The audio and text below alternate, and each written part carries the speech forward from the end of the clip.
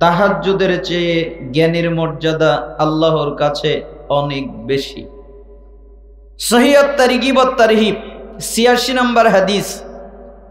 রাসূল সাল্লাল্লাহু আলাইহি ওয়াসাল্লাম বলেন, যে ব্যক্তি জ্ঞান অর্জন করার জন্যে অথবা কাউকে জ্ঞান শিখাবার জন্যে হয় শিখতে যায় নতুবা শিখাতে যায়, এজন্য মসজিদে যায়, তাহলে একটা পরিপূর্ণ হজ করলে, ওই হজ কবুল হলে আল্লাহ তাআলা জেনে কি দান করেন, যারা জ্ঞান অর্জন করার জন্য যায় আল্লাহ তাআলা তাদের ওই নেকি দান করেন। অত্র হাদিস দ্বারা বোঝা যায় হজের চেয়ে জ্ঞানের মর্যাদা আল্লাহর কাছে অনেক বেশি। মিশকাতুল মাসাবি ২২৫ নম্বর হাদিস। রাসূল সাল্লাল্লাহু আলাইহি ওয়াসাল্লাম বলেন, মান খারাজা ফি তালাবিল ইলম ফাহুয়া ফি সাবিলিল্লাহ হাত্তা ইয়ারজি'। যে ব্যক্তি জ্ঞান অর্জন করার জন্যে, ইলম অর্জন করার জন্যে, কোরআন জানার জন্যে, হাদিস জানার জন্যে, এটা হলো তার নিয়ত, এজন্য বাড়ি থেকে বের হয়, তাহলে যতক্ষণ পর্যন্ত সে বাড়িতে ফিরে না যায় ততক্ষণ আল্লাহ তার আমলনামায় জিহাদ করার নেকি লিখতে থাকে। তার মানে জ্ঞানের মর্যাদা জিহাদের চেয়ে বেশি, জ্ঞানের মর্যাদা তাহাজ্জুদের চেয়ে বেশি, জ্ঞানের মর্যাদা হজের চেয়ে বেশি, জ্ঞানের মর্যাদা জিহাদের চেয়ে বেশি। আর যারা জ্ঞান চর্চা করার জন্য আসে, রাসূল সাল্লাল্লাহু আলাইহি সাল্লাম বলেন, আল্লাহ তাআলা বলেছেন, হাদিস তাবারানী আল মুজামুল কাবির ৬৩৯ নম্বর হাদিস, ৬৪১ নম্বর হাদিস। রাসূল সাল্লাল্লাহু আলাইহি সাল্লাম বলেন, কেউ যদি কোনো দ্বীনি মজলিসে যায়, এরপরে ৩টা কাজ করে। ১, তারা সেখানে বসে। ২, তারা মনোযোগ দিয়ে আলোচনা শোনে, মনোযোগ দেয়, অমনোযোগিতা হয় এমন কোনো কাজ করে না, বৈঠক শেষের দোয়া পাঠ করে চলে যায়। আল্লাহ তাআলা বলেন, মুহাম্মদ জি আপনি বলেন, কি বলবো? যারা বসেছে, মনোযোগ দিয়ে আলোচনা শুনেছে, বৈঠক শেষের দোয়া পাঠ করে উঠেছে, আমি তাদের কদ গফরাল্লাহু লাকুম যুনুবাকুম, তারা যত পাপ করেছে আমি আল্লাহ সবগুলো মাফ করে দিয়েছি। আমি আল্লাহ কারো পরোয়া করি না। তার পাপ হতে হতে যদি আসমান এবং জমিন ছেয়ে যায়, আসমান এবং জমিন পর্যন্ত যদি পাপ করে, এত পাপ করেছে, এর পরেও দ্বীনি মজলিসে বসে মনোযোগ দিয়ে কোরআন হাদিস শুনে সুন্দরভাবে জ্ঞান অর্জন করে, আমি তো তাদের পাপ ক্ষমা করে দেই। ওয়া বুদ্দিলাত সাইয়্যাতিকুম হাসানাত, এবং তাদের যত পাপ আছে আমি আল্লাহ সবগুলোকে নেকিতে পরিণত করে দিই। পাপ নেকি, সালাত আদায় করলে পাপ ক্ষমা হয়, পাপ নেকি হয় না। যাকাত দিলে পাপ ক্ষমা হয়, পাপ নেকি হয় না। সিয়াম পালন করলে পাপ ক্ষমা হয়, পাপ নেকি হয় না। হজ করলে পাপ ক্ষমা হয়, পাপ নেকি হয় না। পৃথিবীতে কোনো আমলের মাধ্যমে, শরীয়তে যত আমল আছে, কোনো আমলের মাধ্যমে পাপকে নেকি বানানো যায় না। পাপকে নেকি বানানোর জায়গা পৃথিবীতে একটা, সেটা হলো দ্বীনি মজলিস। এখানে বসে মনোযোগ দিয়ে কোরআন হাদিস শুনলে পাপও ক্ষমা হয়, এবং যত পাপ করেছে আল্লাহ সবগুলোকে নেকিতে পরিণত করে দেয়। অতএব আমি আপনাদের কাছে অনুরোধ জানাচ্ছি, আপনারা মনোযোগ দিয়ে কোরআন হাদিস শুনবেন। আশা করছি আপনাদের উপকারে আসবে। আজকে আমার যে বিষয়ে বক্তব্যের বিষয় দেওয়া হয়েছে তা হচ্ছে কিয়ামতের পূর্বের ফিতনা। অর্থাৎ কিয়ামতের পূর্বে পৃথিবীতে অনেকগুলো ফিতনা ফাসাদ নাজিল হবে, অনেকগুলো ফিতনা নিপতিত হবে, যেটা কিয়ামতের আগে দেখা যাবে। কিয়ামতের আগে যতগুলো ফিতনা আসবে, হুযায়ফা রাদিয়াল্লাহু আনহু তিনি বলেন, রাসূল সাল্লাল্লাহু আলাইহি ওয়াসাল্লাম বলেছেন, একদিন তিনি আমাদের মধ্যে দাঁড়ালেন, এরপরে কিয়ামত পর্যন্ত যা হবে তা তিনি বর্ণনা করলেন। যার স্মরণে রাখার সে স্মরণে রাখলো, যার ভুলে যাওয়ার সে ভুলে গেল। আমি হুজাইফা, আমার যারা সাথী, আমার যারা বন্ধু তারা ভালো করে জানে অনেকগুলো বিষয় আছে আমি হুজাইফা ভুলে গেছি। ওই রকমভাবে যেমন তোমাদের কোনো লোক যদি দূরে চলে যায় মানুষ তার চেহারা ভুলে যায়, কিন্তু যদি আবার তাকে কাছে দেখতে পারে তখন মানুষ তার চেহারা মনে করে ফেলে দেয়। আমি হুজাইফা ফিতনাগুলো ভুলে গেছি, তবে ফিতনা যদি ঘটতে দেখি তাহলে আমি চিনতে পারি। অত্র হাদিস দ্বারা বোঝা যায় কিয়ামতের পূর্বে পৃথিবীতে অনেক ফিতনা নিপতিত হবে, অনেক ফিতনা নাজিল হবে। কিয়ামতের পূর্বে যতগুলো ফিতনা নাজিল হবে তার মধ্যে একটা জরুরি ফিতনা, একদম জরুরি একটা ফিতনা পৃথিবীর উপরে নিপতিত হবে, পৃথিবীর উপরে নাজিল হবে। তা হচ্ছে প্রত্যেক পরবর্তী যুগ আগের যুগের চেয়ে খারাপ হবে। 2025 সাল যেমন 26 সাল আরো খারাপ হবে, 30 সাল আরো খারাপ হবে। দিন যত গড়াতে থাকবে দুনিয়ার মানুষ, দুনিয়া তত খারাপ হতে থাকবে, দুনিয়া তত অধঃপতনের দিকে যেতে থাকবে। এ কথা নবী বলেছেন। জুবাইর ইবনে আদি রাহিমাহুল্লাহ তিনি বলেন, আমরা একবার হাজ্জাজ বিন ইউসুফ আমাদের উপরে অত্যাচার করে, আমাদের উপরে নির্যাতন করে। হাজ্জাজ বিন ইউসুফ মানে মুসলিম শাসক, সালাত আদায় করত, কোরআন তেলাওয়াত করত, জিকির আজকার করত, ইবাদত করত, তবে তিনি মুসলিম শাসক। অনেক জুলুমবাজ ছিল, মানুষদের উপরে অত্যাচার করেছে, মানুষদের উপরে জুলুম করেছে।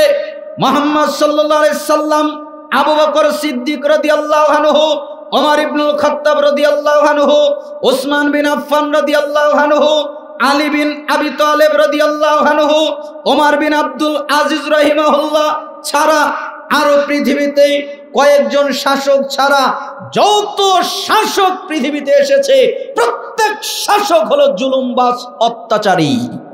তারা মানুষদের উপরে জুলুম করেছে, তারা মানুষদের উপরে অত্যাচার করেছে। বাংলাদেশেও ব্যতিক্রম নয়।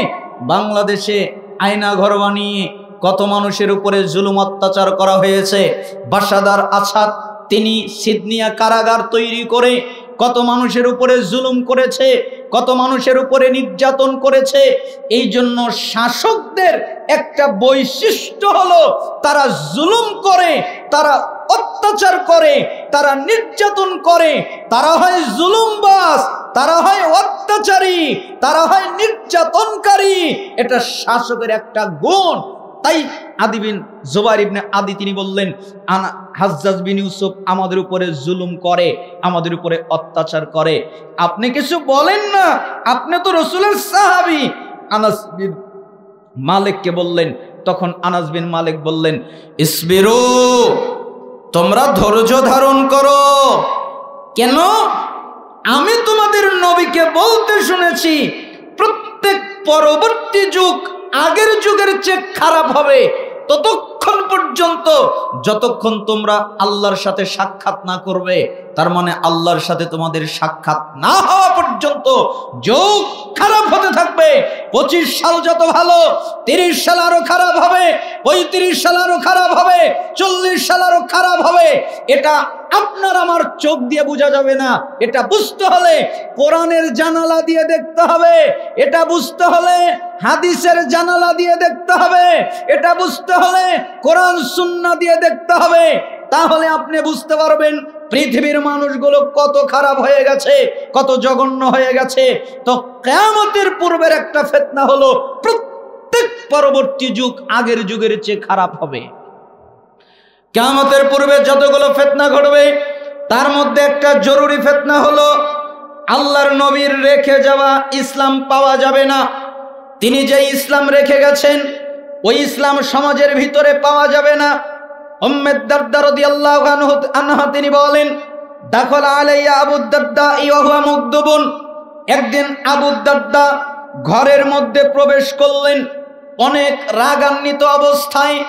এরকম রাগ করে আর কোনোদিন ঘরে তিনি ঢোকেননি। ওই দিন তিনি রাগ করে ঘরে ঢুকলেন। তাই আমি তাকে বললাম, মা আগদাবাক, কি ব্যাপার, আপনি রাগ করেছেন কেন? আপনার রাগের কারণ কি? আপনি কি কারণে রাগ করেছেন?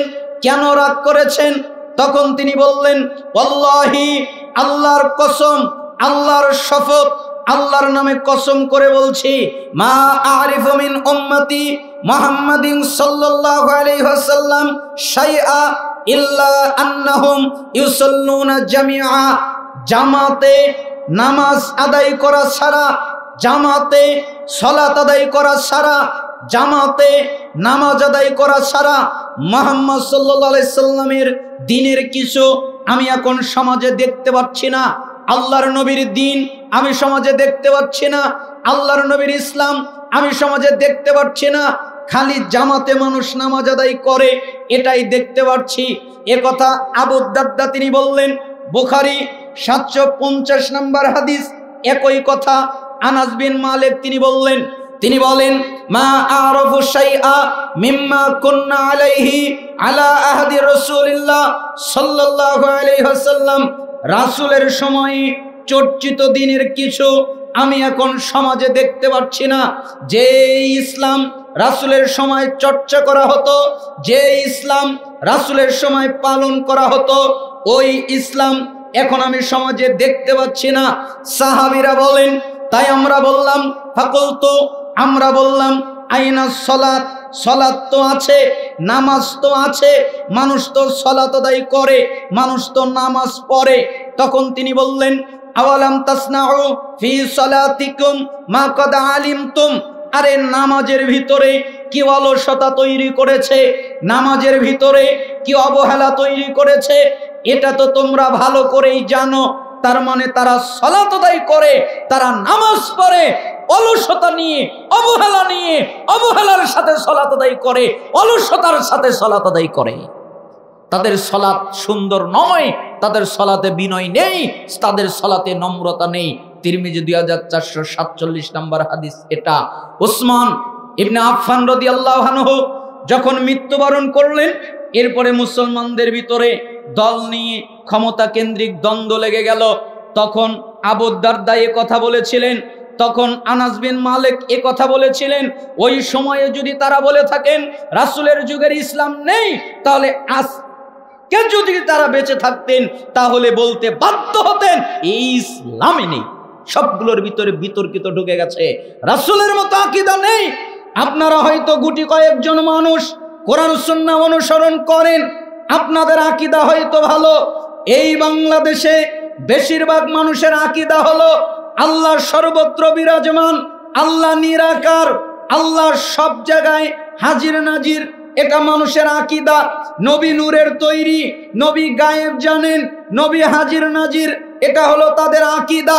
রাসূলের মতো সালাত নেই, যেভাবে রাসূল সালাত আদায় করেছিলেন ওই রকম সালাত আদায় নেই। বুকে হাত বাঁধে না, রফল ইয়াদাইন করে না, জোরে আমিন বলে না। আমরা যারা আহলে হাদিস বুকে হাত বাঁধি, রফল ইয়াদাইন করি, জোরে আমিন বলি, আমরাও রাসূলের মতো করে সালাত আদায় করি না। আমাদের সালাতে বিনয় নেই, আমাদের সালাতে নম্রতা নেই, আমাদের সালাতে ভয় নেই। আমরা ভয় ভাবে সালাত আদায় করি না, আমরা বিনয়ী ভাবে সালাত আদায় করি না। আমাদের সালাতে বিনয়ী ভাব নেই, আমাদের সালাতে নম্রতা নেই। তার মানে রাসূলের মতো সালাত নেই, রাসূলের মতো যাকাত নেই। যাকাত দিতে হয় টাকা দিয়ে, সুন্দরভাবে বন্টন করে সেই যাকাত দেয়। কয়েকগুলো পুরাতন ছোট অথবা কম দামি কাপড় কিনে মানুষকে ভাগ করে দেয়। ফিতরা দিতে হয় খাদ্য দিয়ে, সেই ফিতরা খাদ্যের পরিবর্তে টাকা দিয়ে তারা দেয়। হজ করতে হয় যেভাবে ওইভাবে হজ করে না, উমরা করতে হয় যেভাবে ওইভাবে উমরা করে না। উমরার ভিতরে বিতর্কিত ঢুকে গেছে, বিদআত ঢুকে গেছে, শিরিক ঢুকে গেছে। হজের ভিতরে বিদআত ঢুকে গেছে, শিরিক ঢুকে গেছে। প্রত্যেক আমলের মধ্যে, প্রত্যেক কর্মের মধ্যে বিদআত ঢুকে গেছে, শিরিক ঢুকে গেছে। তার মানে রাসূলের মতো ইসলাম পাওয়া যায় না। তাই সাহাবীরা বললেন, আমরা যে সালাত আদায় করি সালাতি লোক তো আছে। আব্দুল্লাহ বিন আমরের কথা মনে পড়ে গেল। মুস্তাদরিক হাকিম 8365 নম্বর হাদিস। তিনি বলেন, ইয়াতিন নাস জামানুন ইজতামিউনা ফিল মাসাজিদ ওয়া লাইসা ফীহিম মুমিন। অচিরেই কিছু মানুষ দলবদ্ধ হয়ে মসজিদে প্রবেশ করবে, দলবদ্ধ হয়ে মসজিদে আসবে, একত্রিত হয়ে মসজিদে আসবে, কিন্তু তাদের মধ্যে একজনও ঈমানদার থাকবে না, সবগুলো বেঈমান।